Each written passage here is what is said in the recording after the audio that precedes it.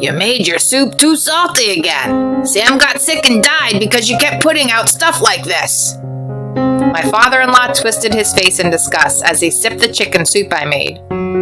Here we go again, I thought. I sigh inwardly.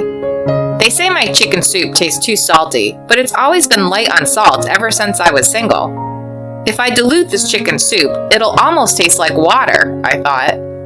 I talked back to them in my mind. My husband Sam passed away because of a reoccurrence of his original chronic illness, so it has nothing to do with my cooking. Then my mother-in-law finally laughed.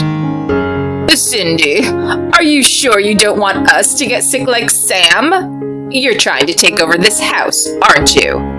Hey, Dad, isn't it dangerous to keep Cindy in this house? Well, is that right? Cindy, you wanted to take over this house, huh? This house. What is there in this house that is worth taking? I thought. I was stunned and speechless. However, my mother-in-law, perhaps thinking that I didn't get it, said something outrageous. Dad, let's get Cindy out of this house. Now's the time. Huh? My mother-in-law and father-in-law moved amazingly fast and had my stuff packed up and out of the house in no time. Wait a minute, this is a misunderstanding. I don't believe a word you say. I don't want you coming back to this house again. My father-in-law closed and locked the front door in front of me. No way. I had to stand there stunned by the suddenness of the situation. My name is Cindy and I am 38 years old. My parents died when I was very young and I was raised by my grandparents. They took good care of me but were not very well off financially. They have their old age ahead of them, so I shouldn't push them too hard. I didn't want to bother them about money, so I decided to get a job after high school. It was a small company, but I was hired as an office worker there. The work was hard, but I took it seriously and did it well. There I met Sam, who was 2 years older than me. He was a kind and gentle person. That was my first impression of him. By the way, his first impression of me was that of a serious person with a strong sense of justice. It seems that's what it was. That's why it was a little difficult for us to get to know each other at first. But you are a bit outgoing sometimes, and I think that's what makes you so lovable and cute. He used to say such things to me.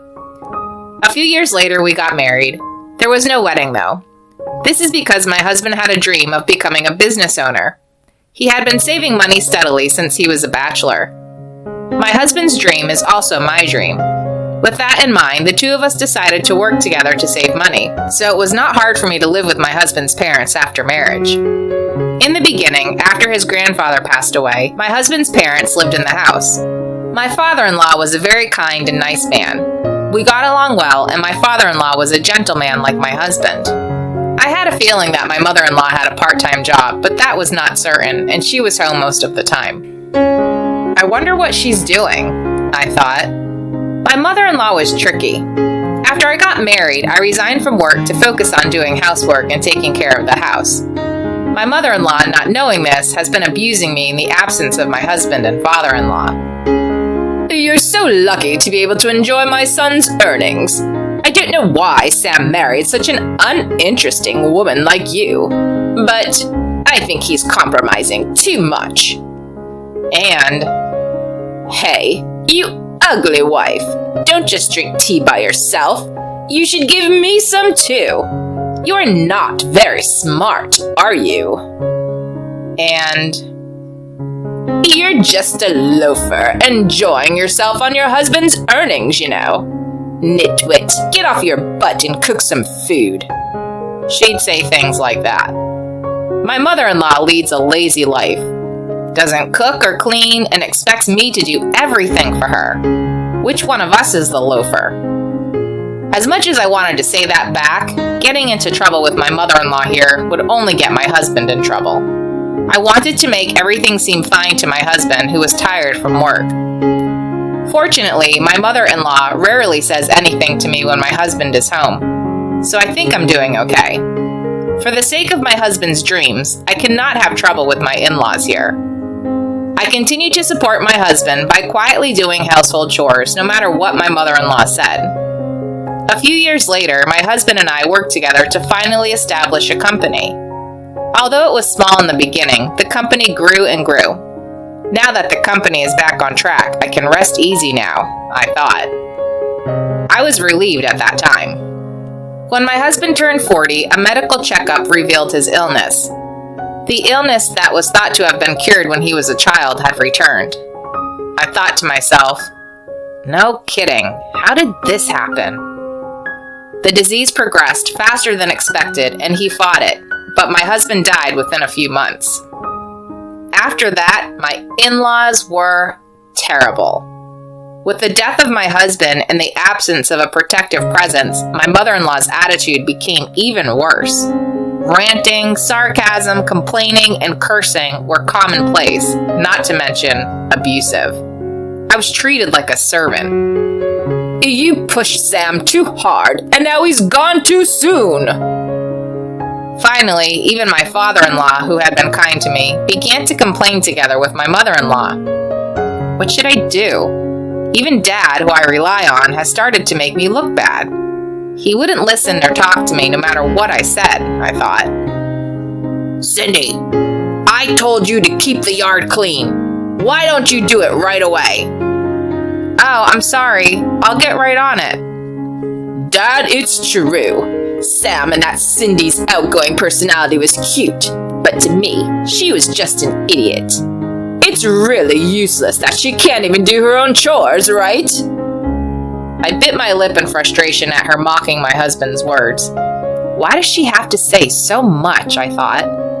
I was bothered by my mother-in-law, who has been doing whatever she wanted to do since my husband died. One day, after such a state of affairs continued, you made your soup too salty again. Sam got sick and died because you kept putting out stuff like this. My father-in-law twisted his face in disgust as he sipped the chicken soup I made.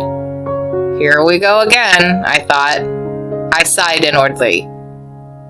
They say my chicken soup tastes too salty, but it's always been light on salt ever since I was single. If I dilute this chicken soup, it'll almost taste like water, I thought. I have things to say to them in my mind, but I don't say it.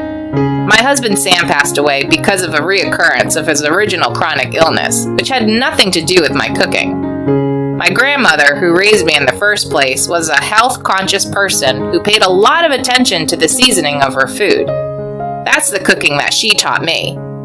I'd rather you tell me how this seasoning can make you sick. Dad used to eat it and say it was delicious, but now that Sam was gone, my mother-in-law put some weird stuff up in his head, I thought. I'm sorry, I'll go ahead and fix it. It was when I said that and stood up, my mother-in-law smiled mischievously. Cindy, are you sure you don't want us to get sick like Sam? You're trying to take over this house, aren't you? Hey, Dad, isn't it dangerous to keep Cindy in this house? What? No way. Well, is that right, Cindy? You are going to take over this house, huh? This house. What is there in this house that is worth taking, I thought. I look at my father-in-law, who denies it and doesn't listen, and my mother-in-law, who grins at me as if she knows what's up. I was stunned and speechless. However, my mother-in-law, perhaps thinking I didn't get it, said something outrageous. Dad, let's get Cindy out of this house. Now's the time. My mother-in-law and father-in-law moved amazingly fast and had my stuff packed up and out of the house in no time. Wait a minute, this is a misunderstanding. Take over something. I have no intention of doing that. I don't believe a word you say. I don't want you coming back to this house again. My father-in-law closed and locked the front door in front of me. No way. I had to stand there stunned by the suddenness of the situation. I was kicked out and not allowed in the house and stayed at my husband's office that day. They wouldn't let me in the house after the next day. I had no choice but to rent a shabby apartment. Actually, my husband's company pays well now that I had taken over it and became the president. However, I was paying the rent and other expenses for my in-laws, so a lot of money would go out. So I just continued living in a shabby apartment and saved money. My mother-in-law aside, my father-in-law was a very kind and nice man at first and treated me well, so I can't abandon him even if he's being like that, I thought. I know that I have a weakness to my personality. I'm sure if my husband were here, he would laugh at me and say I'm a softie. 2 months later, I started living in a ramshackle apartment. When I opened the front door to go to work, I noticed a black garbage bag on the front door. What is this? Who would do such a thing? I found it a bit creepy and picked it up and moved it to the dump. But the next morning, another black garbage bag was left on the front of the door. Then I moved it to the dump, and the next day, it is again in front of my door. This continued for several days. Someone's obviously harassing me. Who on earth would do such a thing, I thought. Let's find the culprit. With this in mind, I peeked through the door scope of the front door early in the morning and waited for the culprit. Then, someone's here. What? It's Dad? It was my father-in-law who was placing the black garbage bag in the front door, looking around the area. My father-in-law put down the garbage bag and quickly left as if to escape. Was it really my father-in-law? Then what the hell is this? I opened the bag to see what's inside. Inside were a few clothes. I found an envelope hidden between them, and in there was a document. I looked at the back and saw my husband's name on it. I wonder why the hell this is here. When I opened it, I found my husband's handwriting, which felt nostalgic. There was an apology from my husband written on it. Dear Cindy, I knew that you were being harassed and bullied by my mother, but you tried desperately to hide it, and above all, you were afraid that it would destroy our family's relationship. This caused you to suffer. I am very sorry. My will and testament is hidden in a bookcase in my parents' house. If my mother finds out, she will try to kick you out of the house and keep my assets for herself. So I want you to collect it before my mother finds it. And with the money, I hope to be able to establish a nursing home, which has been my ultimate dream. I don't want you to have to deal with my aging father, and most of all, I want my father to live out his retirement in the optimal environment. And so on. Just like Sam. I wiped away the tears that flowed when I saw my husband's letter. Okay, I must not let Sam's thoughts go to waste, I thought. So I looked up and noticed that my father-in-law was looking at me from some distance away. Dad? Cindy, I read Sam's letter too. I learned that my wife had been harassing you terribly, and that she had kicked you out of the house because she wanted your inheritance. I didn't know that, and I took her at her word to kick you out. I'm really sorry for all the horrible things I've said. I'm so sorry. My father-in-law apologized and fell silent.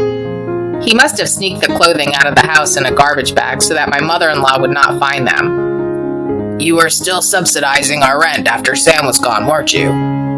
I was too late to realize such a thing. I'm grateful.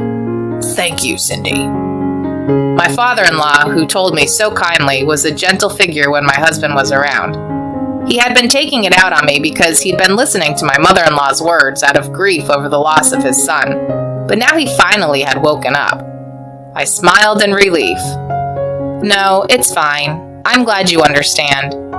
I understand the sadness of losing Sam, because we are family after all. Yes, family. But a certain someone doesn't think so, though, I thought. My mother-in-law doesn't seem to think so, though. It seems that the assets were more important than the sadness of losing Sam. I muttered in a low voice, and my father-in-law looked at me with a gasp. I've been harassed and verbally abused and experienced other terrible things. But I have been patient and endured it because she's Sam's family. Still, after all the terrible things she did to me when Sam died, she wanted my inheritance, so she said all sorts of things to you and had me kicked out. That's beyond selfish. I've run out of patience, you know. I can't forgive her. My patience finally reached its limit and I exploded.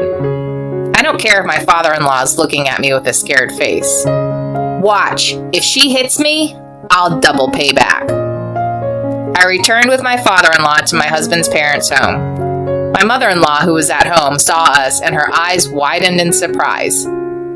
This is Sam's letter. I hear you've been harassing Cindy a lot and doing terrible things to her. Harassment?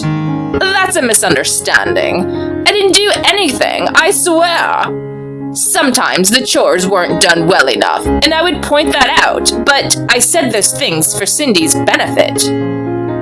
When questioned by my father-in-law, she tries to keep quiet. You are really a jerk, aren't you? How the heck can you say that you didn't do anything, I thought. It can't be a misunderstanding. The fact that you harassed her was mentioned in this letter. Is this letter really Sam's?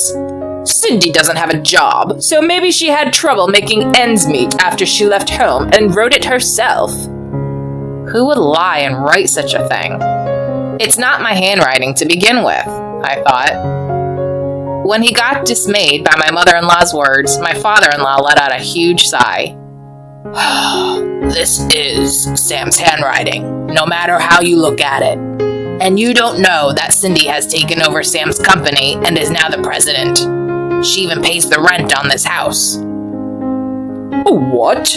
President? And she pays rent? My mother-in-law froze and looked at me slowly. She seemed unable to catch up with her understanding of the sudden truth. How dare you say all those terrible things about me like I'm a loafer or a useless person? But the one holding up this house was me. When I said so firmly, my mother-in-law turned pale. It's not good to bully me and try to get me to do everything. So I suggest that you get out of this house. Wait a minute. Dad! He didn't care about his panicking wife. No matter how many excuses my mother-in-law made, my father-in-law would not listen. And so my mother-in-law was mercilessly evicted from the house by my father-in-law. Cindy, I'm so sorry I didn't believe you and all these terrible things. My father-in-law again lowered his head and apologized again. With my mother-in-law gone, I felt lighter and somewhat refreshed, and I used my husband's inheritance to build a nursing home, which was his dream. I now work with my father-in-law to run my husband's company and nursing home. As for my mother-in-law, she has been kicked out of the house and hadn't been working, so she's panicking at having to live alone all of a sudden. She's having a hard time finding a new job because she never had lived alone and had been out of work almost all her life. She deserved it. Hopefully she'll reflect on that, I thought. By working together with my father-in-law, I have been able to balance my husband's company and the nursing home, which has gradually increased our income. I miss my husband, but I'm living happily. Thank you for watching until the end. Click like and subscribe to our channel. Until next time.